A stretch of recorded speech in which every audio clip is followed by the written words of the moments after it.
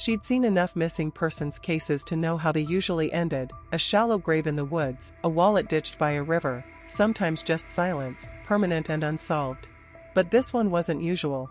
Leah Hartley stood outside the old Glenridge Mall, staring through her windshield at the boarded glass entrance.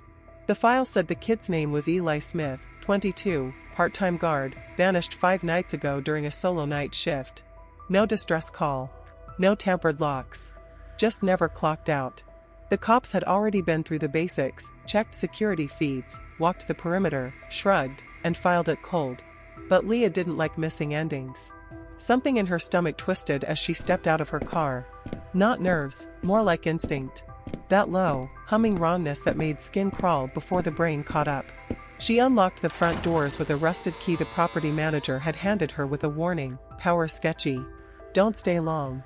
Inside, the air hung still and heavy, like walking into a sealed tomb. The distant whine of a loose ceiling light buzzed down the main corridor, flickering between dull gray and soft amber.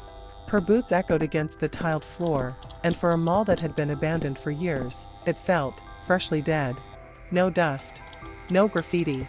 No birds nesting in the beams. Just a frozen moment of commerce, gutted and hollow. The security office was just past the food court, a cluster of silent storefronts with peeling logos and overturned chairs. She found the room exactly where the blueprint said it would be. The chair was still warm. A coffee mug half full sat beside a notebook, spiral-bound, cheap, smudged with graphite and oil. If you hear the humming, don't move. One scribbled line read. No context. No signature. Just that. She powered on the CCTV system. A few monitors blinked awake. Most were static. One showed a corridor, her corridor. The one outside this very room. Empty. She looked up. Same corridor. Empty. She looked back at the monitor. Someone was standing there now. Not moving. No features. Just the faint outline of a figure at the far end. She opened the door fast. Nothing. Stepped out. Looked both ways. Silence. Same shadows. No one. Back inside. The monitor showed it still standing there. A little closer. She shut off the screen. The map in her hand didn't make sense anymore. There were junctions in the real mall that didn't exist on paper, a hallway that shouldn't connect to the cinema wing, an escalator that only went down into concrete. She walked through a hallway labeled maintenance, and it looped back into the same food court from a different angle. Something about this place bent time, not with clocks, but with geography. With memory. She called for backup. No signal. Her phone read, no network available. But when she turned it off, then on again, the wallpaper had changed, now a blurry screenshot from a paused security feed. Same corridor. Same shadow. Then she heard it, a soft, low hum, like fluorescent lights caught between dying and staying on, coming from deep inside the cinema wing.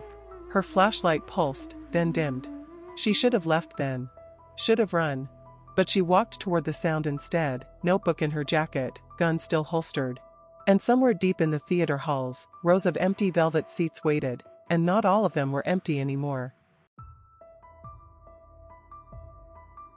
I don't remember the last time I saw sunlight. It's weird. I know I've only been here a couple nights, maybe 3 at most, but it feels like weeks have passed. Could be longer. I stopped checking the clocks when they started showing different times every time I blinked. 1 minute it's 2:43 a.m., the next it's 11:11. And then sometimes they're just blank. I tried checking my phone but it only shows static, like the screen's trying to broadcast something I'm not supposed to understand. I've been sleeping in the security office, or at least pretending to. I locked the door and pushed the desk up against it, even though I know it won't matter. The walls are thin, and I keep hearing this buzzing sound at night, like electricity crackling through the vents, but it pulses like it's alive, like it's breathing. Last night, I heard someone whispering my name through the intercom.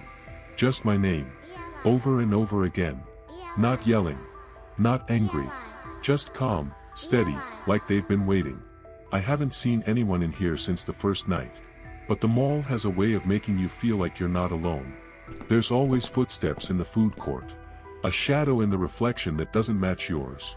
A mannequin that wasn't facing you before but now it is. The weird part is I've stopped feeling scared. That's what messed me up the most. I'm not scared. I'm just tired. Like I've already given up, and I'm just going through the motions. The cinema's been calling to me.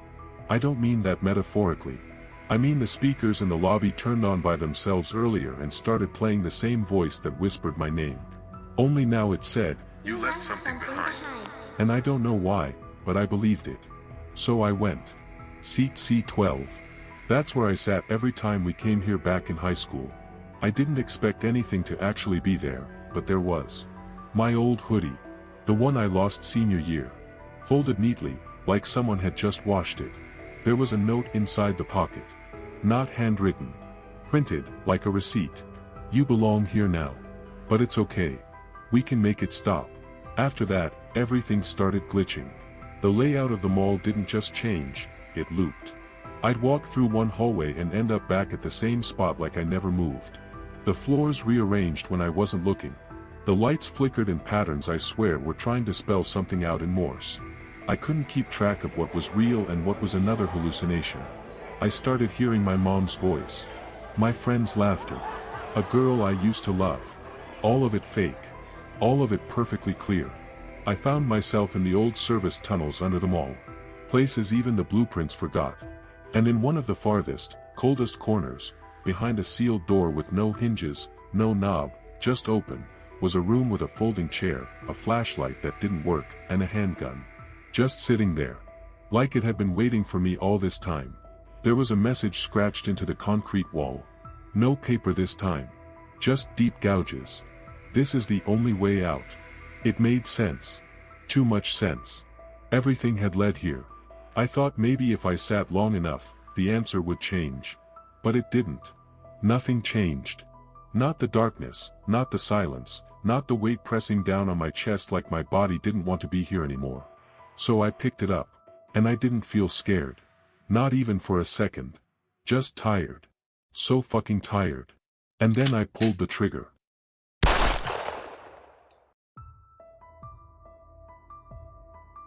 If you stumbled into this chapter without watching the first one, I highly suggest going back. The beginning sets everything up: Eli, the mall, the weirdness. It'll all click once you've seen it.